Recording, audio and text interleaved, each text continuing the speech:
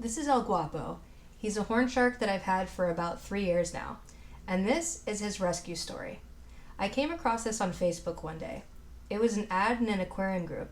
Someone had just purchased an aquarium from its previous owner who was getting out of the hobby.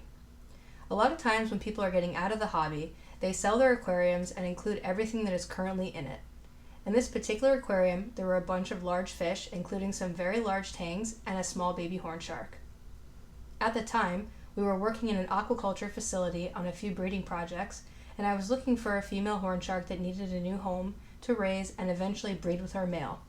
Although the person who was selling the shark and all of the fish did not know if it was a male or female, it was obvious both from the picture as well as from my conversation with them that this shark needed some help. By the time we got to their house, most if not all of the fish that you see here were accounted for, and their new owners were on their way to pick them up. Luckily, these fish were able to be rehomed with other aquarists who had the space for them.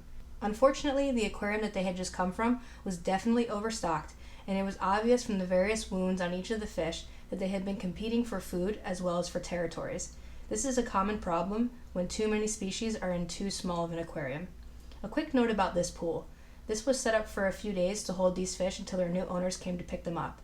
This is not an acceptable long-term solution for housing any marine life because it does not have a sufficient filtration system nor a secure top that allows for proper gas exchange. It was, however, an excellent temporary holding pool.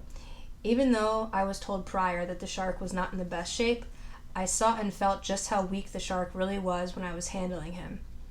It's not that this species is terribly aggressive unless provoked. It's just common that the shark would have at least given me a little bit of a hard time since he had no idea why I was handling him or where he was going.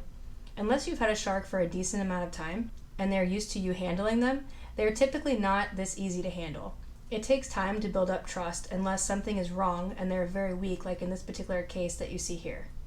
I'm using towels to handle the shark both for my safety since he does have 2 horns on his back, as well as to keep him calm. The towels both keep his gills wet and reduce stress by not allowing him to see what was going on.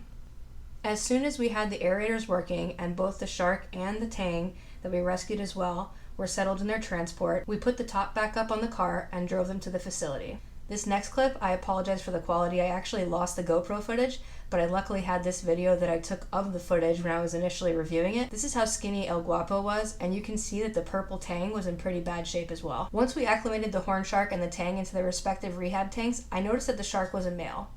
We ended up naming him El Guapo, which is Spanish for handsome. Over the next few months, we fed him daily until he regained his health and strength. Normally, adult sharks don't eat every day, but when they're young and in this poor of health, it is essential that they get as much food as they can eat. I don't know if sharks have emotions, and I'm not even really sure if he knows that we saved him that day, but I like to think that he does. He's a very friendly, very gentle, and just an overall sweet little guy. Nowadays, he's grown to almost full size and he's doing great. I guess the lesson here is that if you're looking into purchasing a shark, be sure to do your research and make sure that you know what their requirements are. There's a ton of information out there with their needs and what will be required by you in order to house them properly. Just keep in mind that these sharks can grow to about 3 feet in length and can live up to 25 years. And although they're not very active, they do require a lot of space.